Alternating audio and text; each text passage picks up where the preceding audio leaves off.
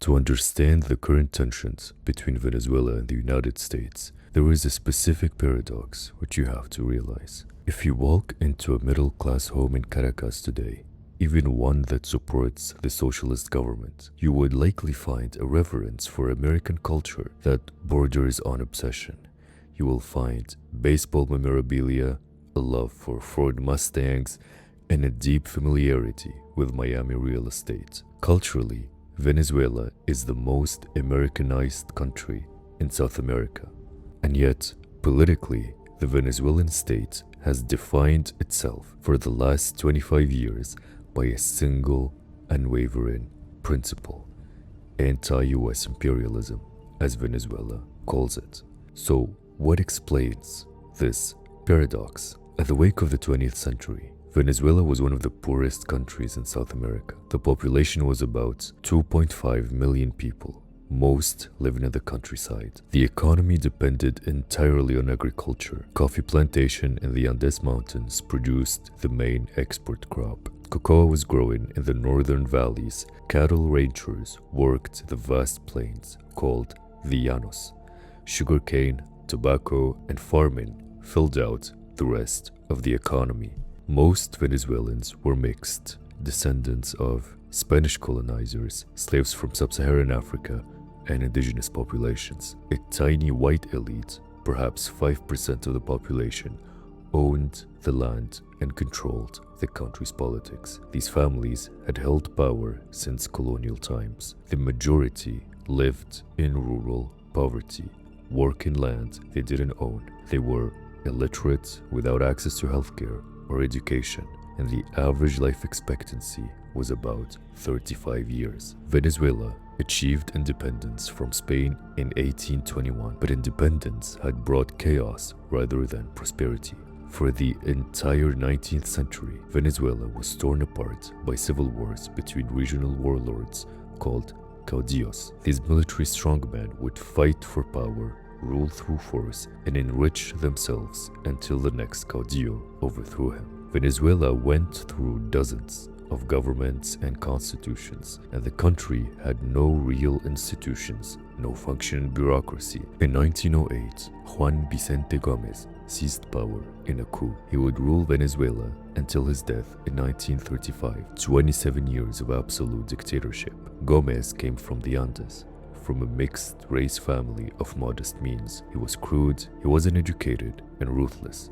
And he never married, but he actually fathered at least 80 children from numerous women. Gómez established the first truly centralized government Venezuela had ever known. He built a professional army loyal to him personally. He crushed the regional caudillos one by one, exiling anyone who challenged him. But Gómez was also very pragmatic, and he understood that Venezuela needed foreign investment and expertise to develop. He actually managed to pay off the country's foreign debts. He stabilized the currency and created an environment where foreign companies felt safe investing. So when oil was discovered in Venezuela, he saw his opportunity. Oil had actually been known in Venezuela for a while, but Venezuela lacked the technology, the capital, and the expertise to develop oil on commercial scale. In 1920, the first foreign company, the Caribbean Petroleum Company, a subsidiary of Royal Dutch Shell, began exploring around Lake Maracaibo in the west. World War I was approaching, and industrial nations were desperate for oil to fuel their navies and new automobile industries. Venezuela's geology looked very promising. The breakthrough, however, came in December 1922. Royal Dutch Shell drilled a well called Barroso No. 2 on the eastern shore of Lake Maracaibo. On December 14, the well struck a massive oil reservoir under high pressure. Oil shot 100 feet into the air. For 9 days, workers struggled to cap the well while 100,000 barrels of oil per day gushed out. Everyone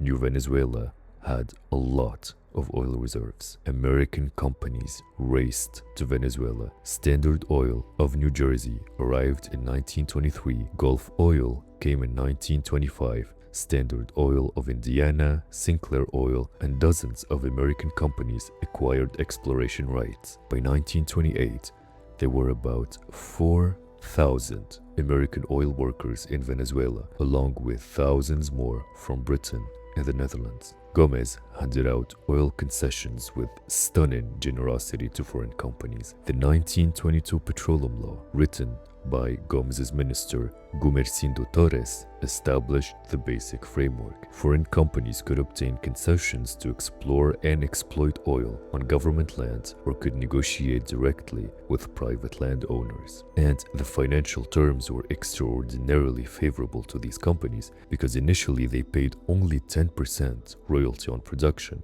So for every 10 barrels extracted, Venezuela received just 1 barrel. They paid minimal taxes on their profits, usually 2 to 3%, and they were exempt from import duties on all equipment and supplies. The concessions lasted 4 decades and covered enormous territories, sometimes thousands of square kilometers awarded to a single company. And once a company had a concession, Gomez's government had almost no oversight over their operations. The companies determined where to drill, how much to produce, and where to sell it. So why did Gomez accept such unfavorable terms to Venezuela? Well, he cared about personal enrichment. He and his family received massive bribes from the oil companies. A small circle of officials and their families monopolized the oil wealth. But oil completely transformed Venezuela. As oil revenues poured in, Venezuela imported cheap foreign foods. Farmers couldn't compete with imports and abandoned their land. Young men left farms and plantations to seek oil work. By the 1930s, Venezuela was the world's leading oil exporter. Gomez died in 1935. General Eleazar Lopez Contreras, who was Gomez's Minister of War and his most trusted general, immediately took control. Many Venezuelans expected him to be Gomez in a different uniform, but he surprised everyone, and he was relatively tolerant compared to his predecessor, and he released numerous political prisoners. Among those released from prison or returning from exile were the student protesters of 1928. They were young men when they challenged Gomez, but now they were in their 30s or 40s, radicalized by years in prison or exile, and they became Venezuela's opposition leaders. The most important was a guy called Rómulo Betancourt. Later, General Medina Angarita became president through an election where only literate men could vote and where the military controlled the process. Medina proved more liberal than Lopez Contreras. He tolerated Acción Democrática's organizing, and he even allowed the party's leaders to criticize his government openly as long as they didn't call for revolution. In 1943, Medina pushed through Congress a new petroleum law. The negotiations with the oil companies took months, and they warned that excessive taxation would make Venezuelan oil uncompetitive. They even threatened to reduce investment. Medina held firm, and the new law increased the royalty rate from 10% to 16.6%. Betancourt, then an opposition figure, attacked the law in speeches and articles. He actually called it a betrayal. The 16.6% royalty was better than 10%, but to Betancourt, it was still too little. To him, Venezuela was still giving away its patrimony.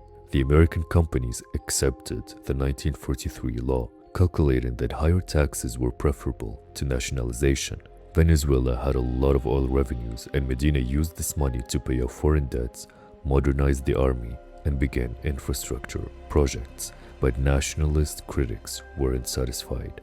Acción Democrática calculated that under the new law, Venezuela received perhaps 35 to 40% of the value generated by its oil, and the companies still took the majority. This was better than under Gomez, but to Venezuelans, this was nowhere near fair. But not everyone in the Venezuelan military supported Medina's moderate reforms. A group of younger officers, majors and captains in their 30s, had grown frustrated with the rule of old generals, and these junior officers were more educated than the previous ones. These officers had two complaints. First, they resented the corruption of the old generals and their monopoly on power. And second, they believed Venezuela needed faster modernization, which required using oil wealth more aggressively for development. In early 1945, representatives of this group the Unión Patriótica Militar approached Betancourt and they proposed a deal. The military officers would overthrow Medina. In exchange, Acción Democrática would support the coup and share power in a government. Together, they would reform Venezuela, they would hold democratic elections, and renegotiate the oil contracts. So, on October 18, 1945, the group acted. This was the October Revolution, and by afternoon, the revolutionary junta announced it had taken power. The group consisted of 3 military officers and 3 Acción Democrática leaders. Rómulo Betancourt was named president. For the first time, real democracy in Venezuela seemed possible. Betancourt's most important reform targeted oil. In 1946, the government announced a new policy. Venezuela should receive 50% of the profits from oil production. The American oil companies were furious. They argued this violated their concession contracts and set a dangerous precedent for their oil-producing countries. But Betancourt held firm. He pointed out that American oil companies operating in the United States paid higher taxes than they paid in Venezuela. He argued that 50-50 was not confiscation or socialism, but it was fairness. The oil was Venezuelan. The companies eventually accepted the 50-50 formula. The alternative, nationalization or expulsion, would be much worse. Venezuela's oil revenues nearly doubled, and the government used this money to build schools, hospitals, and roads. The Truman administration watched these developments with a bit of an anxiety because this was the beginning of the Cold War, and the United States was growing increasingly worried about communist influence in Latin America. Betancourt was not a communist. He had actually broken with the Communist Party over his commitment to democracy. But he was left-leaning, and he talked about wealth redistribution, he criticized American companies, and he maintained friendships with other Latin American leftists. In Washington's Cold War mindset, this made him suspect. Meanwhile, Venezuela's traditional elite, the landowners, the old oligarchy, the Catholic Church hierarchy, hated Acción Democrática. The party's talk of land reform, secular education, and empowering workers threatened their privileges. The military officers who had helped overthrow Medina were also growing uncomfortable because Betancourt's government was too democratic, too reformist, and too willing to challenge established power. The democratic experiment was short-lived. 3 years later, a new military coup overthrew the elected government. Betancourt fled into exile, and a military dictatorship under Marcos Pérez Jiménez took power, lasting until 1958. And this dictator was friendlier to American oil interests. Betancourt returned to power through democratic elections in 1959. He had learned to be careful, and he remained friendly with the United States while quietly pushing for Venezuela to control more of its oil. He survived assassination attempts and navigated the dangerous waters of Cold War politics. The real turning point in the US-Venezuela relations came under President Carlos Andrés Pérez. The Venezuelan state officially nationalized the entire oil industry on January 1st, 1976, seizing the assets of every foreign firm operating on its soil. In a single stroke, thousands of oil wells, massive refineries, and complex networks of pipelines, assets built and operated for decades by giants like Exxon, Shell, and Gulf, were taken from the companies and transferred to the newly formed state entity, PDVSA. Then, the 1980s brought disaster. Oil prices collapsed. Venezuela borrowed heavily during the boom years, expecting high oil revenues forever. Enter the International Monetary Fund and the World Bank, institutions where the United States held influence. They offered loans, but with conditions. Venezuela must cut government spending, eliminate subsidies, privatize industries, and open markets to foreign investment. This package, known as structural adjustment, was prescribed across Latin America. In February 1989, President Carlos Andrés Pérez announced that Venezuela would implement these reforms, and Caracas exploded. Riots consumed the capital. Poor Venezuelans, furious at seeing the little they had stripped away, poured into the streets, looting and burning. The government sent in the army, and the violence spread to the other cities. This was the Caracazo. Meanwhile, a young army officer named Hugo Chávez was watching. Hugo Chávez came from Venezuela's rural poor majority that had been marginalized since colonial times. He attended military academy where he read Bolivar obsessively and developed a sense of leftist nationalism. The Caracazo radicalized him. In 1992, Chávez led a military coup attempt against the government. It failed.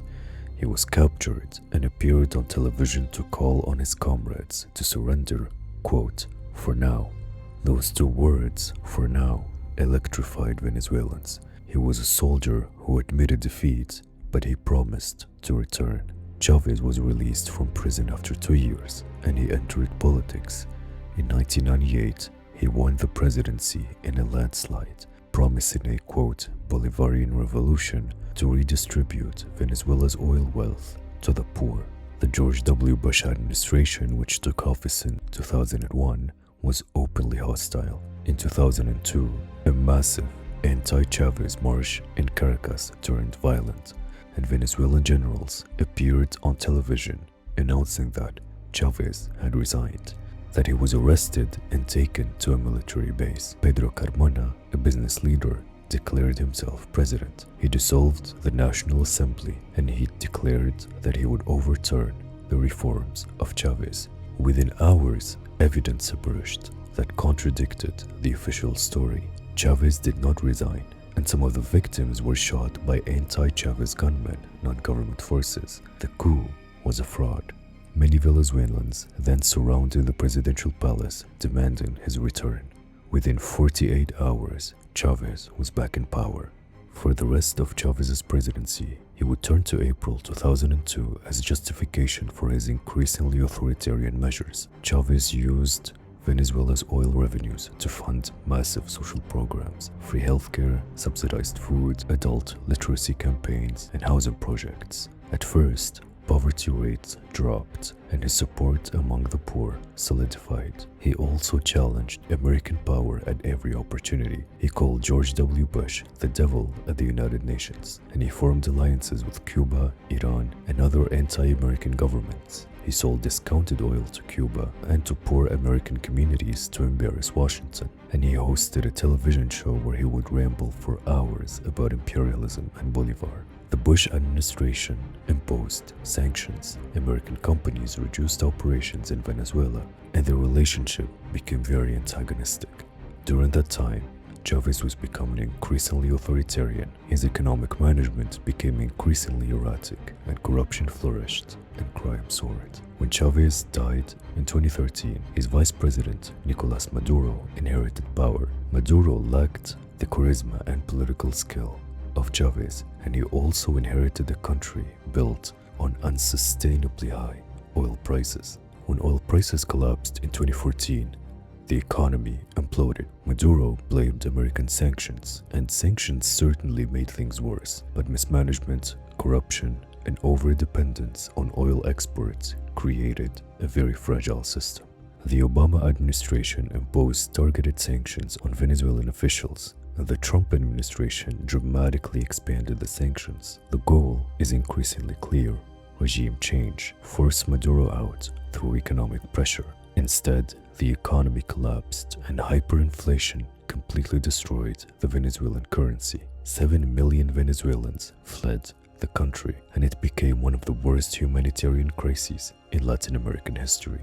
In 2019, the Trump administration recognized opposition leader Juan Guaido as Venezuela's legitimate president, even though Maduro controlled the military and the government. It was a bizarre situation: two presidents, one with actual power and one recognized by Washington. And the gambit failed, and Maduro remained in power. And now we are witnessing a significant shift in the US-Venezuela relations as the Trump administration adopts an increasingly assertive and uncompromising stance against the Maduro government.